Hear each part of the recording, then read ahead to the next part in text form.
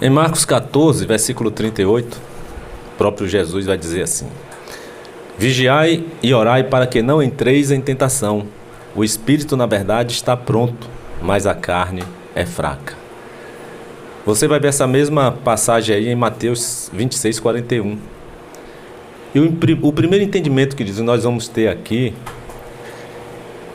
já é que ninguém é tão forte o suficiente na sua vida espiritual que não esteja sujeito a cair. A gente já entende aqui nesse versículo. É claro que eu vou tirar esse versículo um pouco do seu contexto para aplicar em outras situações. Daqui a pouco nós vamos entender em que contexto Jesus fala então isto aqui, mas eu vou tirar um pouco do contexto, mas para aplicar em outras áreas de nossas vidas, em outras situações. E o primeiro entendimento que nós já vamos aqui ter é que ninguém é tão forte na sua vida espiritual, espiritualmente falando, que não esteja sujeito a cair, que não possa vir a cair. Em 1 Coríntios 10, versículo 12, vai dizer assim: aquele, pois, que pensa estar em pé, veja que não caia. Aquele que pensa. A palavra de Deus aqui não está afirmando que a pessoa está em pé pronto, com o espírito pronto que nunca vai cair. É aquele que pensa que está em pé. Em pé 100% espiritualmente nós nunca estaremos. Porque no momento que você achar que está em pé 100% na sua vida espiritual, aí acaba a sua dependência de Deus. Então nós nunca estaremos 100% em pé. E isso é bom, porque isso nos leva a depender cada vez mais e mais do Senhor, a depender cada vez mais de Deus, a buscarmos mais a presença do Senhor. Mas há pessoas que pensam que estão 100% na sua vida espiritual. E aí deixa de vigiar, deixa de estar tendo uma vida de oração. E é por isso que muitos caem. Alguns ainda conseguem, com a força de Deus, se levantar. Mas outros continuam na queda, anos após anos. Em 1 Coríntios 10, 12 diz: aquele que pensa estar em pé, veja que não caia. E Jesus está dizendo aí: vigiai e orai para que não entreis em tentação, porque o espírito na verdade está pronto, mas a carne é fraca. Então, se a nossa carne é fraca e podemos cair a qualquer momento, Jesus está dizendo: vigiai e orai. O que eu quero deixar claro aqui é que nenhuma pessoa, por mais espiritual que ela seja, ela se torna infalível. Ela se torna imune ao pecado. Ela está sujeita a cair a qualquer momento. Salmo 37, versículo 23, diz assim: o Senhor firma os passos do homem bom e no seu caminho se compraz. Se cair, não ficará prostrado, porque o Senhor o segura pela mão. Então, quando diz aqui, se ele cair, não ficará prostrado, porque o Senhor segura-o pela mão, está dizendo que o homem pode cair. Ele não vai ficar prostrado se ele estiver sendo fiel à palavra, se ele permanecer na obediência da palavra de Deus, ele vai cair. Se ele cair, ele não vai ficar prostrado, porque o Senhor o segura pela mão. Deus vai estar sustentando aquela pessoa. Então a Bíblia vai deixar claro que ninguém se torna infalível, né? Ninguém se torna imune ao pecado.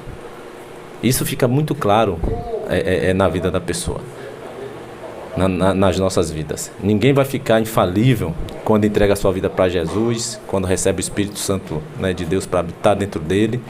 Ninguém vai se tornar uma pessoa infalível ao pecado. Nós estamos sempre sujeitos a cair.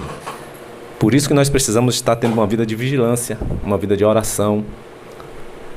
Quando nós vigiamos e oramos, nós vamos conseguir permanecer na palavra, nós vamos conseguir permanecer em Cristo Jesus. E nós devemos permanecer em Cristo. Ele próprio vai dizer lá em João 15, versículo 6, se alguém não permanecer em mim, será lançado fora. Então, se você não quer ser lançado fora, naquele grande dia, no dia da vinda do Senhor, meu irmão, permaneça em Cristo, permaneça em Jesus. Ele mesmo diz isso aí em João 15, versículo 6. Se alguém não permanecer em mim, se alguém não estiver em mim, será lançado fora. Quando é que vai ser isso? Na sua vinda. Porque o difícil, na verdade, não é receber a Jesus como Senhor e Salvador de nossas vidas. O mais difícil é você permanecer nele, é você permanecer na palavra de Deus, você continuar sendo fiel a todo instante. Claro que vai ter os momentos que nós iremos pecar, aqueles momentos difíceis, né? Não há ser humano que não peque, mas o importante é você reconhecer que pecou, confessar o seu pecado diante de Deus, se arrepender e voltar à comunhão com o Senhor. Como eu disse, não é difícil. O difícil não é, muitas vezes, receber Jesus como Senhor e Salvador. O difícil é permanecer nele. O difícil é permanecer na palavra. É por isso que ele diz aí em João 15, versículo 6. Se alguém não permanecer em mim, este será lançado fora, à semelhança do ramo, e secará. E o apanham, lançam no fogo e o queimam. Então nós vamos ser semelhante ao ramo. Aquele ramo que não permanece na videira verdadeira. Aquele ramo que não permanece na videira, ele vai ser lançado no fogo e será queimado. Então este também será semelhante a este ramo, aquele que não estiver permanecendo em Cristo Jesus. Então, como eu disse, permaneça. Porque difícil não é apenas receber Jesus como Senhor e Salvador. Muitos recebem. Agora, como é difícil às vezes permanecer na palavra, né? Quantas pessoas têm dificuldade na caminhada cristã, em permanecer nele? Por quê? Sabe por quê? Porque as tentações muitas vezes são muitas para não permanecermos na palavra. São muitas as tentações. É por isso que ele vai dizer: vigiai e orai para que não entreis em tentação. A gente vê aqui, inclusive, que nós podemos evitar muitas tentações em nossas vidas. Nós somos responsáveis por muitas das tentações que nós mesmos sofremos. A culpa muitas vezes é nossa própria. O próprio Cristo está deixando claro isso aí, ó. Vigiai e orai para que não entreis em tentação. Então, se você estiver vigiando e orando, você vai evitar entrar em muitas das tentações. E cada um sabe qual é o seu ponto fraco. Nós sabemos qual é o nosso ponto fraco. Você sabe qual é o seu ponto fraco. Se você sabe qual é o seu ponto fraco, naquilo que você pode ser tentado, naquilo que você deseja, então você vai evitar aquilo o máximo possível. O próprio Cristo está dizendo: vigie para que você não entre em tentação. Se eu sei que se eu estiver naquele lugar, naquele momento, eu vou ser tentado, eu vigio e evito, eu vou vigiar e evitar estar naquele lugar. E vou estar em oração. Porque Jesus está dizendo: o espírito pode até estar pronto, você pode estar fortalecido aí espiritualmente, mas a carne é fraca. Então, vigie e ore. E eu quero deixar também claro aqui que não é Deus que muitas vezes nos tenta. Essa tentação não é de Deus. Nós somos tentados pelos nossos próprios desejos, nossas próprias vontades, nossas próprias cobiças. É isso que a palavra vai dizer lá em Tiago 1, versículo 13. Ninguém ao ser tentado diga: sou tentado por Deus, porque Deus não pode ser tentado pelo mal e Ele mesmo a ninguém tenta. Ao contrário, cada um é tentado pela sua própria cobiça, quando esta o atrai e o seduz. Queridos, só uma observação aqui. Deus, realmente, Ele não tenta ninguém. Cada um de nós somos tentados pela nossa própria cobiça, quando esta nos atrai e nos seduz, como diz aí em Tiago 1, versículo 13. Agora, Deus não tenta ninguém, mas Ele prova cada um de nós, Ele prova os nossos corações. Deus sempre está provando a nossa fé. Você pode estar passando por um momento difícil, está sendo uma provação para você ali, provando a sua fé. Deus muitas vezes permite que nós passemos por provações. Deus não nos tenta, mas Ele pode nos provar. Salmo 11, versículo 5 diz assim: o Senhor prova o justo, mas a sua alma aborrece o ímpio e o que ama a violência. Salmo 11, versículo 5 está dizendo que o Senhor prova aquele que é justo, aquele que foi justificado diante dele, aquele que foi justificado por Jesus. Então o Senhor prova o justo, mas a sua alma aborrece o ímpio e aborrece também aquele que ama a violência. Provérbios 17, versículo 3. O crisol prova a prata, e o forno prova o ouro, mas aos corações prova o Senhor. Você está vendo? Nós somos provados, nós podemos ser provados por Deus. Deus não vai nos tentar, mas as provações, elas virão. E como reagir diante das provações? Nós devemos ter até alegria ao sermos provados. É isso que a Bíblia vai dizer lá em Tiago, versículo 2. Por que devemos ter alegria ao sermos provados? Porque é a chance que nós vamos ter de mostrar a Deus que a nossa fé é verdadeira, que nós somos fiéis a Ele. É diante da provação que você dá uma demonstração de amor máximo ao Deus que você serve. Tiago 1, versículo 2 vai dizer assim: meus irmãos, tendes por motivo de toda a alegria o passardes por várias provações, sabendo que a provação da vossa fé, uma vez confirmada, produz perseverança.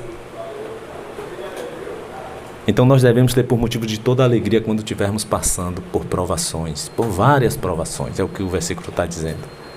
Porque é a chance que nós vamos ter de mostrar a Deus que a fé que nós estamos vivenciando é uma fé verdadeira, não é uma fé fingida, não é uma fé por conveniências.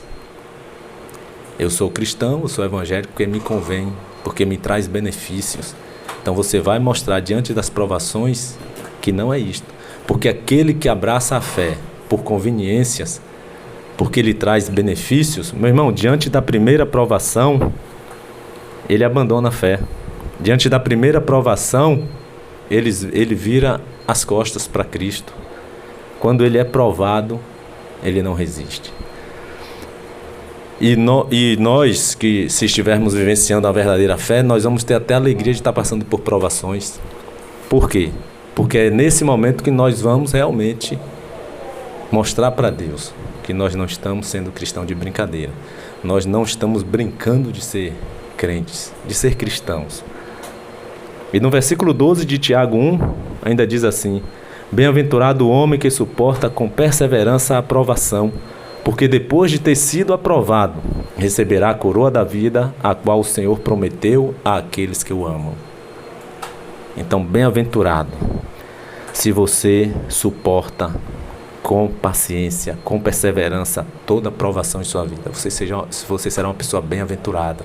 Você será uma pessoa abençoada por Deus se você conseguir suportar com paciência, suportar com perseverança as provações sobre a sua vida.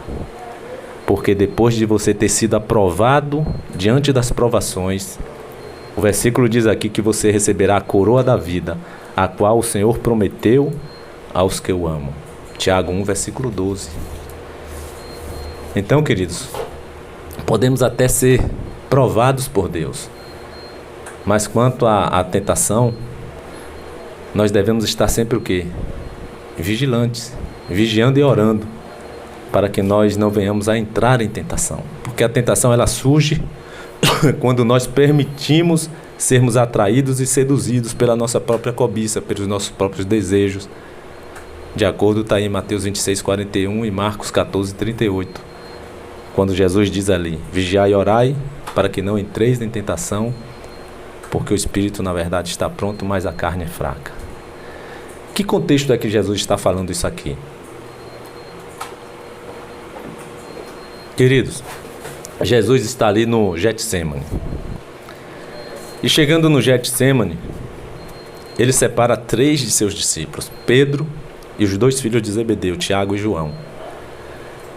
E chama esses 3 discípulos para irem orar com ele.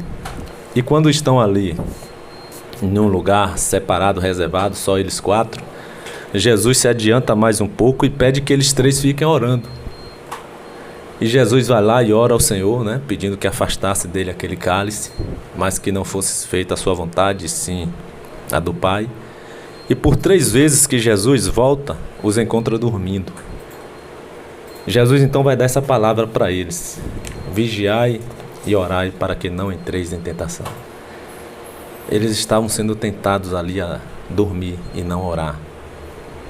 Eles deveriam estar vigilantes, eles deveriam estar em oração.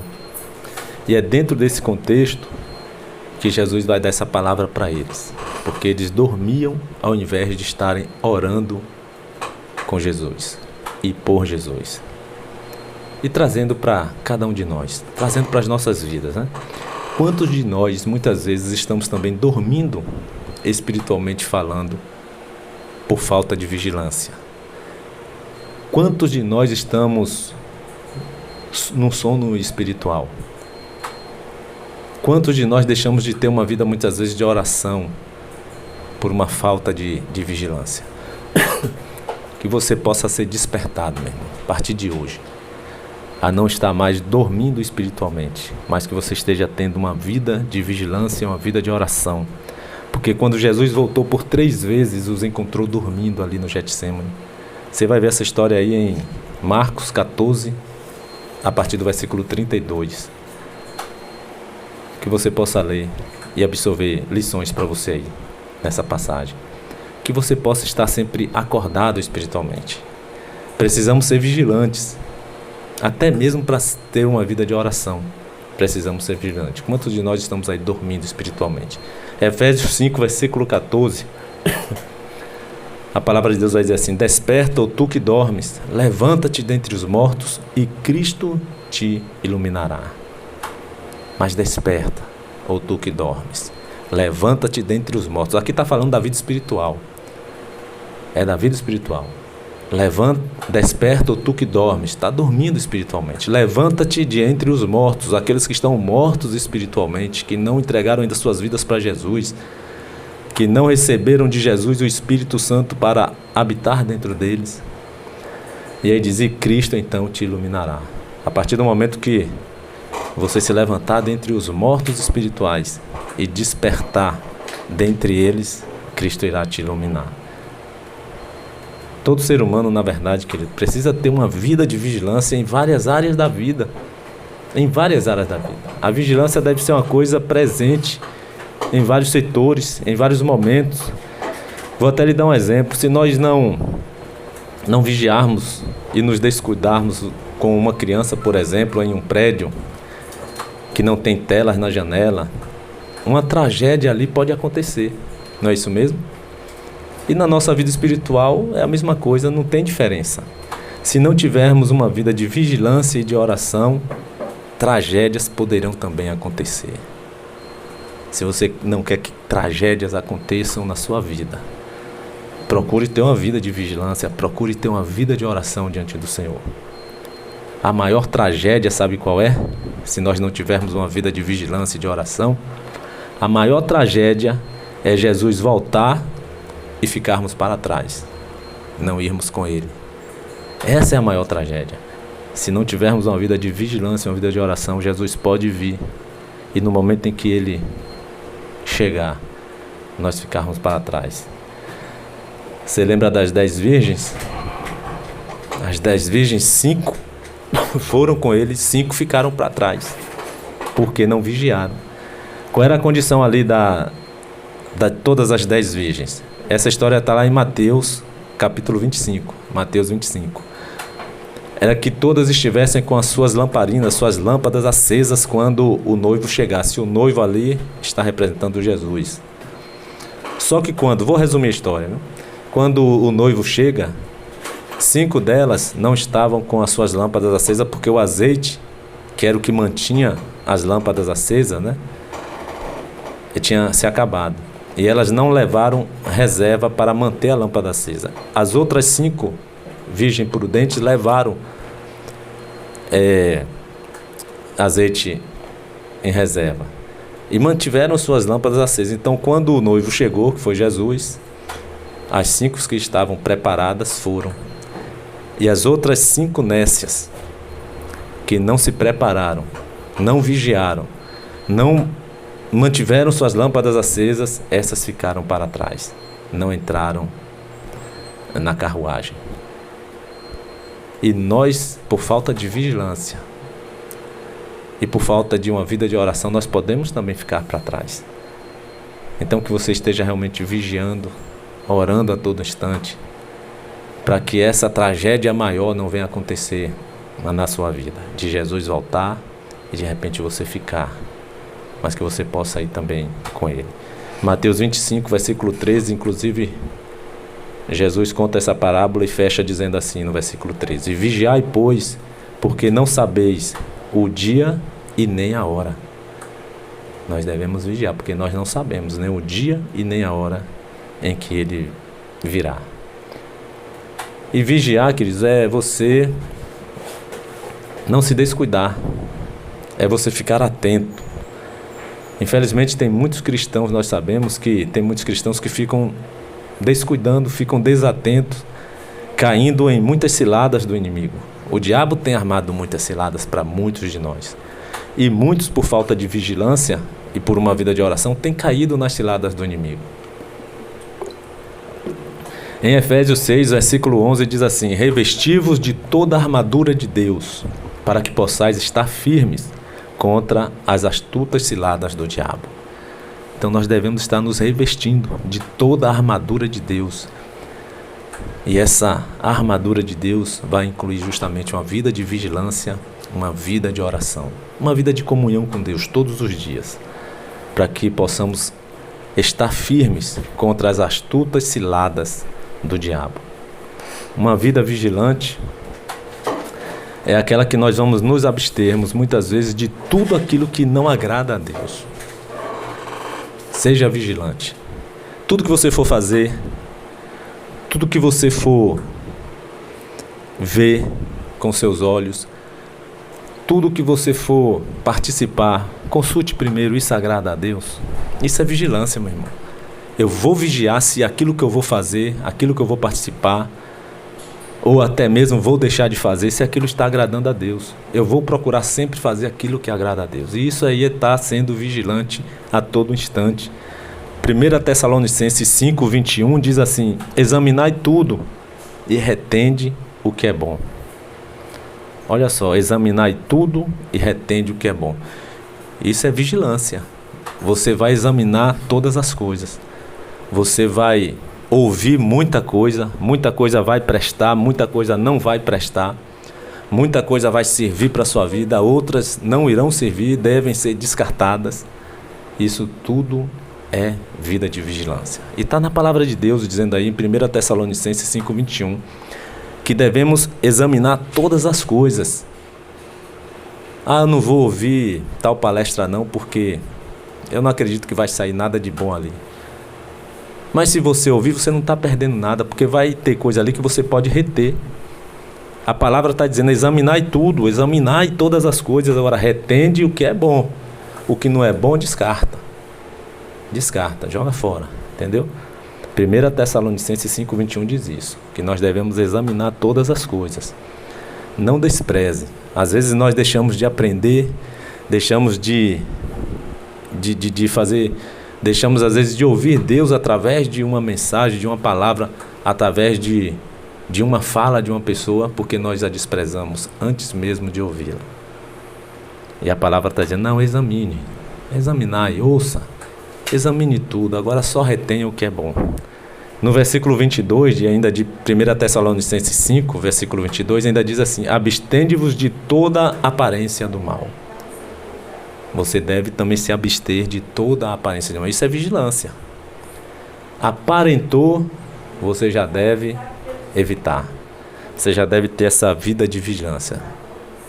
Apenas aparentou. Você não tem nem certeza se aquilo ali realmente é ruim ou não agrada a Deus. Mas aparentou não agradar a Deus, aparentou uma situação em que você pode entrar em tentação, aparentou, você já deve se abster de toda a aparência do mal.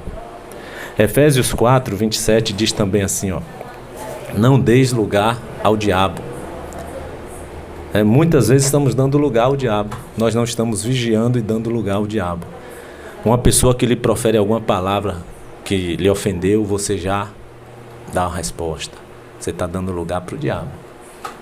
Uma pessoa que fez algo que você não gostou, você já vai para cima, com palavras ofensivas, de forma agressiva. Você está dando lugar ao diabo. Alguém que lhe deu um troco a mais e você aproveitou daquela situação para levar vantagem, você está dando lugar para o diabo. A palavra está dizendo: não deis lugar ao diabo. Porque se você der lugar ao diabo, ele entra, meu irmão. Ele entra e ele vem fazer o que ele é mestre em fazer. Está lá em João 10:10 dizendo: o ladrão não vem senão para roubar, matar e destruir. E Jesus diz: eu vim para que tenham vida e a tenham em abundância. E esse ladrão das nossas vidas, nós podemos perfeitamente aplicar ao diabo. É certo que Jesus está dentro de um contexto ali falando de falsos pastores, falsos líderes. Mas o diabo também é ladrão, meu irmão.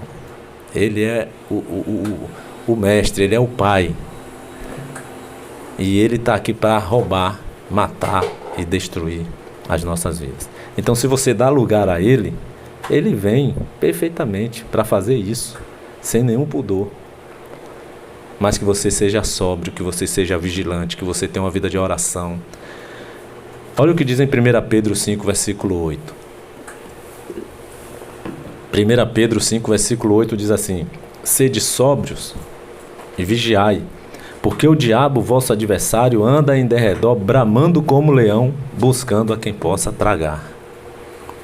Então diz aqui que nós devemos ser sóbrios e vigilantes. 1 Pedro 5, versículo 8. Por que devemos ser sóbrios e vigilantes?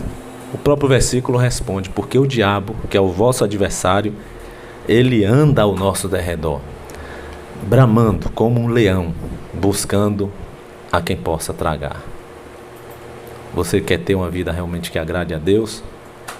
Então vigie e ore. E vou dizer mais: vigie até mesmo os seus pensamentos. Vigie os seus pensamentos. Porque muitas vezes nós não vigiamos nem os nossos pensamentos. E nós devemos estar vigilantes também quanto a isto. Em que você anda pensando? Leia a Bíblia, leia mais a palavra, pense em coisas boas, pense em coisas que são lá do alto. Filipenses 4, versículo 8 vai dizer assim, ó: tudo que é verdadeiro, tudo que é respeitável, tudo que é justo, tudo que é puro, amável e de boa fama, e se alguma virtude há naquilo, e se algum louvor existe também naquilo, então seja isso o que ocupe o vosso pensamento. Olha só o que diz aí, Filipenses 4, versículo 8. Que devemos pensar em tudo aquilo que é verdadeiro, respeitável, justo, puro, amável e de boa fama. E em outras coisas mais, se alguma virtude há naquilo, e se algum louvor existe naquilo que você for pensar, então tudo bem, seja isso o que ocupe o vosso pensamento. É o que a palavra de Deus está nos instruindo. Queridos, se nós não vigiarmos, até mesmo as nossas iniquidades, os nossos pecados, eles irão nos separar da presença de Deus. Nós precisamos estar vigilantes. Em que você tem errado? Em que você tem desagradado a Deus? Em que você tem pecado contra o Senhor? Porque Isaías 59, versículo 2 vai dizer justamente que as nossas iniquidades fazem separação entre nós e o nosso Deus. E diz assim ainda mais: os vossos pecados encobrem o seu rosto de vós, para que ele não vos ouça. Olha só, devemos estar vigilantes, porque um pecadinho aqui e outro pecadinho ali vai estar nos separando de Deus. E quando há essa separação, nós deixamos de receber as bênçãos do Senhor. Quem consegue viver sem as bênçãos de Deus? Com as bênçãos de Deus nós já passamos muitas vezes por situações difíceis, mas nós estamos tranquilos porque nós sabemos que Deus nos livra de toda e qualquer situação difícil. Deus nos dá os livramentos. Salmo 34, 19, a própria palavra dele diz: muitas são as aflições do justo. Aí vem a promessa: mas o Senhor o livra de todas. Muitas serão as aflições do justo, mas o Senhor o livra de todas. Agora, aquele que não tem o Senhor, muitas serão também as suas aflições, meu irmão. Só que não há promessa de que o Senhor irá livrá-los de todas. A promessa é para aqueles que estão no Senhor. É para aqueles que entregaram suas vidas para Jesus. É para aqueles que fizeram de Jesus Senhor e Salvador de suas vidas. Não adianta você dizer que tem Deus, que busca a Deus e está indo por outro caminho. Você está enganando a você mesmo, meu irmão. Há um só caminho que nos leva até Deus, é o próprio Cristo, o próprio Filho de Deus, o próprio Jesus. Se você estiver debaixo do senhorio de Jesus, se você estiver debaixo da obediência de Cristo, obedecendo as palavras de Jesus, crendo nele e seguindo, aí você tem acesso a Deus. Se você está tentando ter acesso a Deus por outras vias, que não seja Jesus, que não seja Cristo, você está perdendo seu tempo. Não há outro caminho a não ser Jesus. Ele mesmo disse isso lá em João 14, versículo 6. Eu sou o caminho, Eu sou a verdade. Eu sou a própria vida. Ninguém vem ao Pai se não for por mim. É uma pena nós vermos tantas pessoas trilhando outros caminhos e sendo enganados por muitos, achando que está tendo acesso a Deus, mas não está, meu irmão. No mundo espiritual você pode estar tendo acesso a qualquer outra coisa, menos a Deus. Se o caminho que você está trilhando não for por Cristo, não for por Jesus, você está perdendo seu tempo. E você ainda está perdendo de receber as bênçãos de Deus, que você poderia estar tendo uma vida muito mais abençoada do que você já tem. Então, meu irmão, vigie, abandone o pecado, aquele pecadinho que muitas vezes está lhe separando da presença de Deus, porque Isaías 59, versículo 2, diz que os nossos pecados encobrem o rosto de Deus para que Ele não nos ouça. Os nossos pecados fazem separação entre nós e Deus. Está aí em Isaías 59, versículo 2, você confira.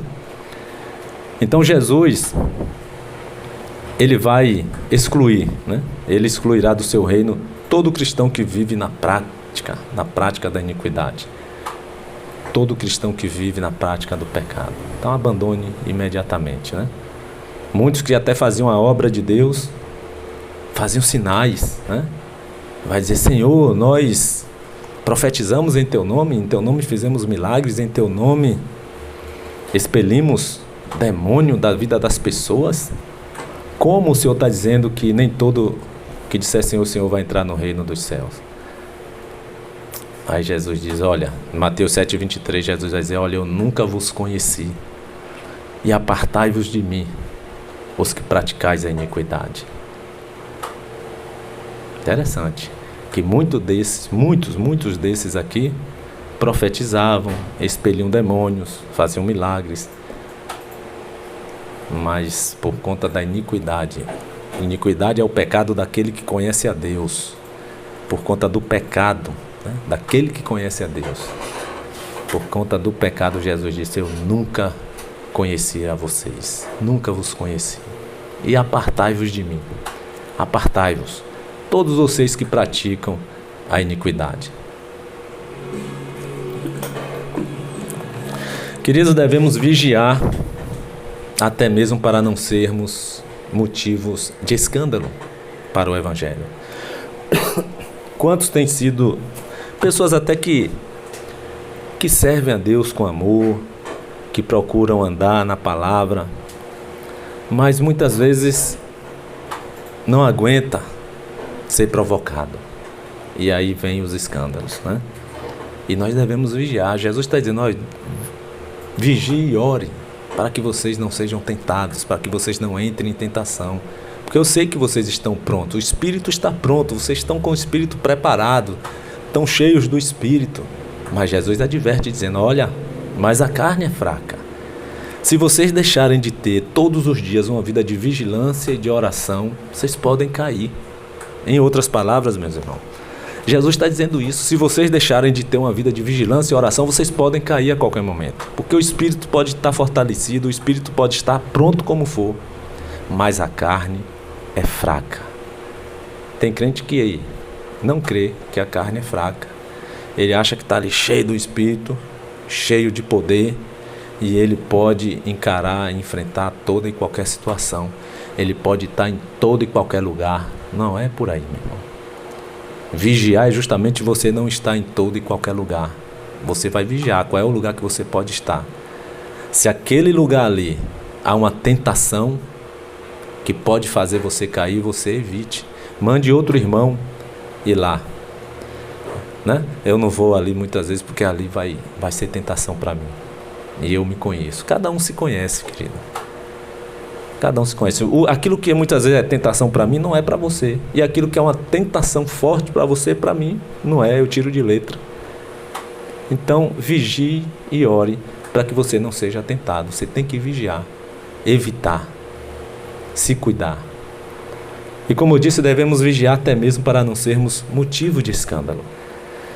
Jesus vai dizer lá em Lucas 17, versículo 1, que é inevitável que venham os escândalos. É inevitável, os escândalos irão vir. Mas ele diz: ai do homem pelo qual eles vêm. ai do homem pelo qual os escândalos vêm. Ele sabia que é inevitável. Por quê? Porque no meio de muitos que estão seguindo de forma fiel, tem aqueles também que estão ali por conveniências, por benefícios próprios. Não estão ali seguindo a palavra de forma sincera, querendo ser fiel. Estão ali para tirar proveito da palavra, para tirar proveito do evangelho. E por conta desses, aí Jesus diz, olha, eu sei que é inevitável que os escândalos venham. Vai ser inevitável. Mas Jesus dá uma advertência, mas ai do homem pelo qual eles vêm. Jesus ainda continua dizendo aí no versículo 2. Melhor fora que se lhe pendurasse ao pescoço uma pedra de moinho e fosse atirado no fundo do mar, do que fazer tropeçar a um destes pequeninos. Melhor seria, meu irmão, que fosse pendurado ao seu pescoço uma pedra de moinho e você fosse atirado logo no fundo do mar, do que você ficar criando escândalos e mais escândalos e fazendo tropeçar aqueles que receberam Jesus como Senhor e Salvador de suas vidas. Que você vigie, que você ore, para que você não esteja sendo essa pedra de tropeço na vida daqueles que estão abraçando o Evangelho, daqueles que estão recebendo Jesus como Senhor. Que você possa realmente ter uma vida de vigilância e uma vida de oração. Interessante que Jesus vai colocar a condição de vigiar primeiro do que a de orar. Ele coloca na frente, né? Vigiai e orai. Por quê? E aí eu entendo que é porque até mesmo para orar, meu irmão, é preciso a gente vigiar. Se você não vigiar, você não tem nem vida de oração. Eles dormiram ali, os discípulos, e não vigiaram para orar. E muitas vezes nós também dormimos e não vigiamos para estarmos ali tendo uma vida de oração. Nós muitas vezes deixamos para orar no pior momento do dia. É o momento que nós estamos mais cansados, à noite, antes de se deitar. Aí não rende, não vai. Você começa a falar algumas palavras, você não sabe mais nem o que é que está falando, e daqui a pouco você está falando coisa que não era nem para estar falando naquela oração. Porque o sono já está lhe pegando, você já está falando até besteira. Daí a pouco você tem que estar pedindo até perdão a Deus, porque não era nem aquilo para estar falando. Então a gente tem que vigiar até para orar. Por isso que Jesus coloca na frente, vigiai e orai. Porque até para orar a gente precisa vigiar. Você tem que pegar um momento em que você está sóbrio, bastante lúcido, com disposição, com energia. Ou se você vai orar em um momento como esse, que você está cansado demais antes de se deitar à noite, você não procure conforto. Você não procure estar em uma zona de conforto para orar, não. Você ore até em pé, andando, que aí é mais difícil do sono lhe pegar. Mas se você for para a cama para orar, vai ficar difícil. Então vigie até mesmo para você estar orando diante do Senhor. E a gente percebe que às vezes muitos irmãos aí já entra na contramão, né? Apenas oram até demais, mas deixam também de ter uma vida de vigilância, né? Tem aqueles irmãos que são vigilantes e oram pouco, e tem outros que oram demais, mas também não vigiam. E se nós formos analisar aqui na graça, nós precisamos vigiar mais do que nos tempos da lei. Nós estamos na graça. Aí algumas pessoas, nós estamos na graça, é como se pudesse fazer tudo, pudesse cometer muitos deslizes, né? Um deslizezinho aqui, outro ali, um pecadinho aqui, outro ali. Nós temos um tempo da graça, tudo é perdoado. Não. Tem situações que Jesus deixou pior no tempo da graça. Olha só em Mateus 5, 27, Jesus vai dizer assim: ouvistes o que foi dito aos antigos, né? Dos tempos da lei. Ouviste aos que foi dito aos antigos: não adulterarás. Eu, porém, vos digo: qualquer que olhar para uma mulher com intenção impura no coração, já adulterou com ela. No Antigo Testamento, para você ser condenado por adultério, tinha que ser pego você no ato do adultério, para você ser condenado.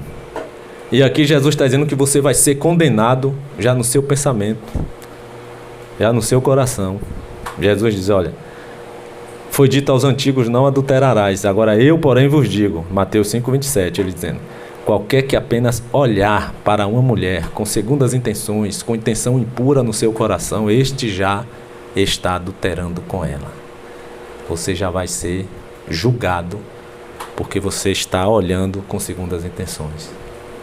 Então, como eu disse, muitas vezes alguns pensam, estou na graça, não precisa tanta vigilância, porque é o tempo da graça, é como se tudo pudesse. Não é. Às vezes é até pior, como esse caso aqui mesmo. Basta você olhar, você pensar, você já está adulterando, e você vai ser julgado por isto aí. 1 Pedro 5,8, né, como nós lemos agora há pouco, vai dizer que devemos ser sóbrios e vigilantes. Seja sóbrio, seja vigilante, né? Porque o diabo, nosso adversário, anda em derredor como um leão que ruge, bramando, né? Como um leão, procurando alguém para tragar, buscando alguém que possa tragar, procurando alguém para devorar. Então evite tudo aquilo que venha tirar sua sobriedade. Seja sóbrio, seja vigilante, né? O álcool, por exemplo, tira a nossa sobriedade. A droga, né? Muitas vezes até a ira, a pessoa muito irada, ela não vai ter sobriedade, ela não vai estar sóbria. Então evite tudo isso que vai tirar toda a sua sobriedade, meu irmão. Álcool, droga, ira e tudo mais que venha tirar você de si. Efésios 4:26 diz, irai-vos e não pequeis, e não se ponha o sol sobre a vossa ira. Irai-vos, mas não pequeis. Não se ponha o sol sobre a vossa ira. Tiago 1:20 diz, porque a ira do homem não produz a justiça de Deus. A ira do homem produz a sua própria justiça. Não produz a justiça de Deus. Por isso Tiago vai dizer no versículo 19, capítulo 1, que devemos estar sempre prontos para ouvir, sermos tardios em falar e sermos tardios para se irar. Porque a ira do homem não vai produzir a justiça de Deus. Amém, meu irmão? Então a gente vê aí que o diabo é comparado à ação de um leão, que espera o momento certo para estar ali atacando. Momento certinho para atacar. E nós precisamos estar sendo sóbrios e vigilantes. Que você seja sóbrio, que você seja vigilante, como disse Jesus, para que você não esteja entrando em tentação a todo instante. Porque o espírito pode estar até pronto. Você está preparado. Se Jesus vier agora, você está preparado. Se Jesus chegar aqui agora, o seu espírito está pronto. Mas a carne é fraca. E por uma falta de uma vida de vigilância, uma vida de oração, você pode estar aí se embrenhando em uma vida de pecado, em uma vida que não esteja agradando a Deus. Que Deus te abençoe. Que Deus te dê força para você estar tendo sempre essa vida de vigilância e de oração a todo instante. Amém? Deus abençoe sua vida, que Deus abençoe a toda a sua família.